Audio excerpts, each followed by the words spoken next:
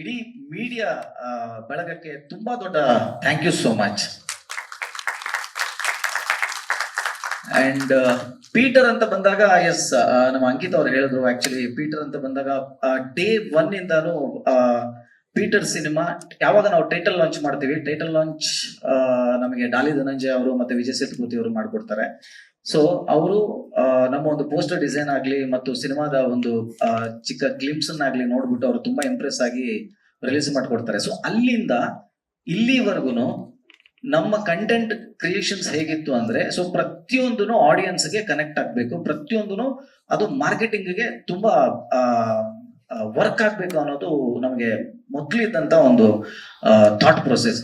So ಯಾಕೆ ಅಂದ್ರೆ ಇವತ್ತಿನ ದಿನದಲ್ಲಿ ಸಿನಿಮಾ ಅಂತ ಬಂದಾಗ ಸಾಕಷ್ಟು ಚೇಂಜ್ ಕೇಳ್ತಾರೆ ಆಡಿಯನ್ಸ್. ಸೊ ಚೇಂಜ್ ಕೇಳ್ತಾರೆ ಅಂದಾಗ ಎಲ್ಲವನ್ನ ನಾವು ಸ್ಯಾಟಿಸ್ಫೈ ಮಾಡಕ್ಕಾಗಲ್ಲ. ಬಟ್ ಒಂದು ಕತೆ ಅಂತ ಆಯ್ಕೆ ಮಾಡ್ಕೊಂಡಾಗ ಆ ಕಥೆಯನ್ನ ಹೇಗೆ ನಾವು ಪ್ರೆಸೆಂಟ್ ಮಾಡ್ಬೋದು, ಸೊ ಅದು ನಮ್ಮೊಳಗಡೆ ಇರುತ್ತೆ.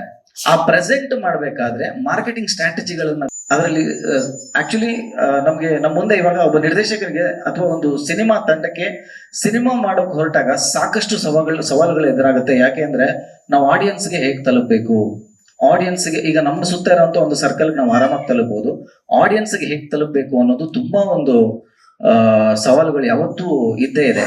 ಅದನ್ನ ನಾವು ಝೀರೋ ಇಂದಾನೆ ಅದನ್ನ ನಾವು ಯೋಚನೆ ಮಾಡ್ಕೊಂಡು ಅದಕ್ಕೆ ಬೇಕಾಗಿರುವಂತ ತಯಾರಿ ಮಾಡ್ಕೊಂಡು ಬಂದ್ರೆ ಖಂಡಿತ ಅದು ಕಷ್ಟ ಇಲ್ಲ ಅಂತ ನಮಗನ್ಸುತ್ತೆ.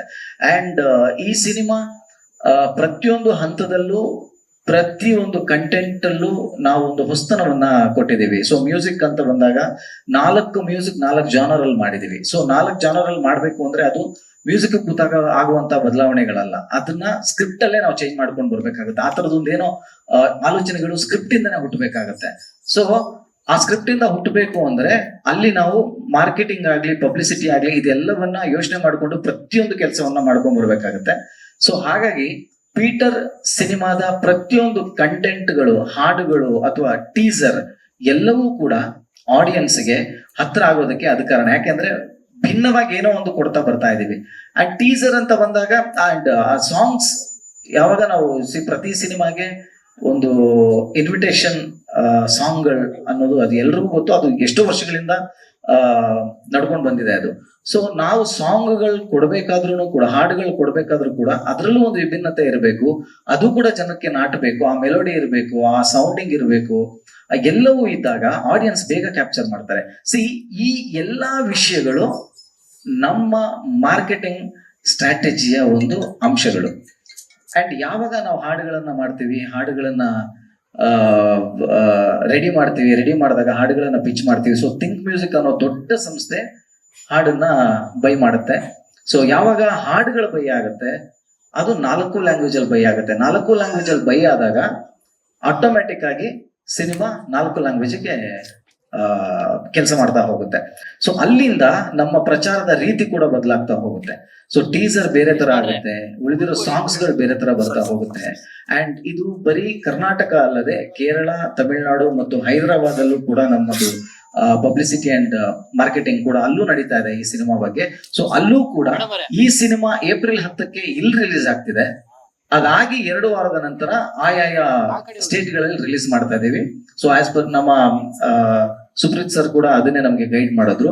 ಯಾಕೆಂದ್ರೆ ಕನ್ನಡಕ್ಕೆ ಈಗ ಒಳ್ಳೆ ಆಂಟಿಸಿಪೇಟ್ ಕ್ರಿಯೇಟ್ ಆಗಿದೆ.